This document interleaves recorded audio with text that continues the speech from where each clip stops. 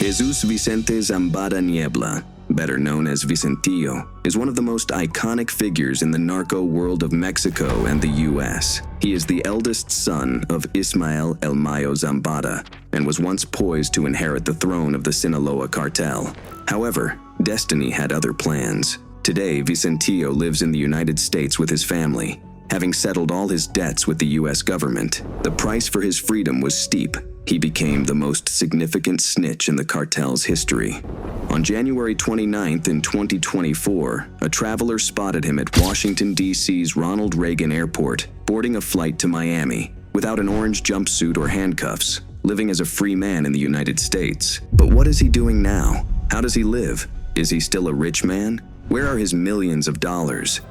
In this episode of Illicit Investigations, we go deep into the life of Vicente Zambada Niebla, once one of Mexico's most notorious drug traffickers who turned into a high-value informant. We uncover new details about his life in Mexico and the U.S. and reveal if he's going back to Mexico to recover his throne. Stay tuned. In Sinaloa, they call him a traitor, especially the Guzman family, the Arechiga Gamboa family, and many others who were affected by the information he provided to the U.S. government. Vicentillo was one of the key witnesses in the so-called trial of the century against his former partner, Joaquin El Chapo Guzman, that was held between the end of 2018 and the beginning of 2019 in Brooklyn, New York. During his 5-hour testimony, he threw El Chapo to the lions, detailing stories about the drug trafficking operations of the defendant in Mexico, Honduras, and Belize, and also revealing information about the suppliers, distributors, sicarios, and the role of Guzman's sons, Los Chapitos, in the Sinaloa Cartel. He also revealed how the cartel had a $1 million monthly budget to pay bribes to politicians and military commanders. 9 years before the trial, on February 2010, Vicentillo arrived at the federal prison of Chicago, extradited from Mexico. Behind bars, while making drawings of Superman, Batman, and Spider-Man, his favorite superheroes, he had long conversations with DEA agents and federal prosecutors. They promised him a sweet deal if he provided valuable information about the Sinaloa cartel that could end up in top-tier arrests and drug seizures.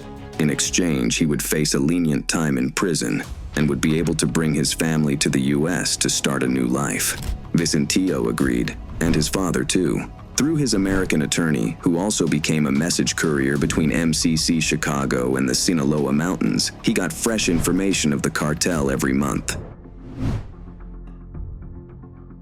Vicentillo provided U.S. federal agents with extensive information, including the locations of major associates of his father and details about their drug operations. Thanks to his cooperation agreement, the Sinaloa cartel suffered major losses.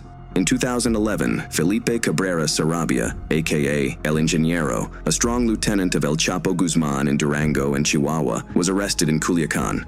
In 2020, he was extradited to Chicago and sentenced to 19 years in prison. In October 2012, Manuel Torres Felix, alias the M1 or El Ondeado, a high-ranking leader of the cartel, lost his life during a battle with the Mexican military in Culiacan. He was the father of Elameli Torres, the wife of Serafín Zambada Ortiz, a younger brother of Vicentillo. Puerto Peñasco, in Sonora, became a battleground on December 18, 2013, when Mexican Marines went after Gonzalo Inzunza, a high-ranking member of the cartel. In the crossfire, El Macho Prieto was taken down. 12 days later, on December 30th, the Netherlands police arrested Rodrigo Arechiga Gamboa, aka El Chino Antrax, at Amsterdam's Schiphol Airport on a flight arriving from Mexico City. He was holding a Mexican passport with the name Norberto Siqueiros Garcia. This was considered a major betrayal, given that El Mayo supposedly viewed El Chino as another son, and that it was Vicentillo who recruited him at a young age into the cartel. In April 2015, Cesar Gastelum Serrano, a main drug operator for El Mayo Zambada in Honduras, was arrested in Cancun and extradited to the U.S. months later. These are just 5 of the many cases that Vicentillo revealed to the U.S. government. By 2005, Vicentillo was co-leading the Sinaloa Cartel operations alongside his father and Joaquin El Chapo Guzman. Based in Culiacan, Mexico City, and Cancun, Vicentillo managed extensive drug operations with his uncle, Jesús El Rey Zambada, and other associates. Drugs from Colombia and Central America were delivered by boats and planes to the Mayan Riviera and then transported by land to the U.S. border. The organization saw a massive influx of cash, but security issues worsened. They were at war with the government and rival cartels, including the Beltran-Leyva brothers, the Arellano Felix cartel, and the Zetas. There was no safe place for them. In 2008, El Rey Zambada was arrested in Mexico City. The stress of living as a fugitive took a toll on Vicentillo. He spent a few months in Canada, and upon returning to Mexico, expressed to his father his desire to make a deal with the DEA. El Mayo agreed, and Vicentillo began secret meetings with DEA agents in Mexico City. However, on the night of March 19, 2009, he was suddenly arrested by Mexican authorities at his home in El Pedregal, south of Mexico City. This was not part of the plan, and Vicentillo was in shock. The Mexican government presented him as a trophy in the war against drugs. Days earlier, El Chapo Guzman had tipped off the Mexican authorities about Vicentillo's location. This was revenge for the loss of his son, Edgar Guzman Lopez. A year before, in May 2008, Edgar was fatally shot in a parking lot in Culiacan. Initially, it was believed that the Beltran-Leyva brothers were responsible due to their ongoing war with the Sinaloa cartel. However, El Chapo later realized that a miscommunication among Sinaloa cartel hitmen led to Vicentillo ordering the attack on Edgar, mistakenly thinking he was a high-profile member of the Beltran-Leyva organization. In his sorrow, El Chapo wanted Vicentillo out of the game. Unable to attack him directly, he decided to sabotage his secret deal with the DEA as his revenge. Vicentillo was extradited to Chicago in February 2010. His cooperation deal with the U.S. government included protection for his family. In 2012, Cynthia Borboa Zazueta, his wife, moved to the U.S. with their sons, Vicente and Jesús, bringing $3 million in cash to start a new life.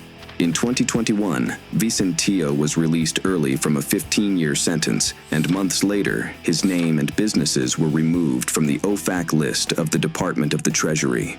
His sons studied to become automotive technicians and real estate agents. According to sources close to the family, they own a car workshop in a suburb on the U.S. East Coast, the exact location undisclosed for security purposes.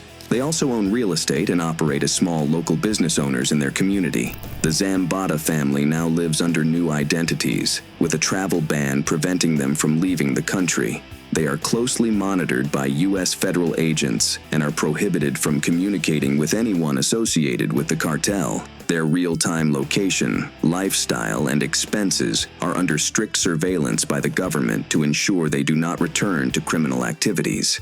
In January 2024, Vicentillo was spotted at Washington, D.C.'s Ronald Reagan Airport, boarding a flight to Miami to watch Mexico's national baseball team play in the Serie del Caribe tournament. Many believe that Vicentillo will remain in the U.S., enjoying the life he once dreamed. Others think he will return to Mexico to take his place at the helm of the Sinaloa cartel, the position his father prepared for him, but ended up in the hands of his young brother, Ismael Zambada Siqueiros, El Mayito Flaco. Our sources say he is very afraid of going back to Mexico. This is Illicit Investigations. Subscribe now to our channel to go beyond the headlines.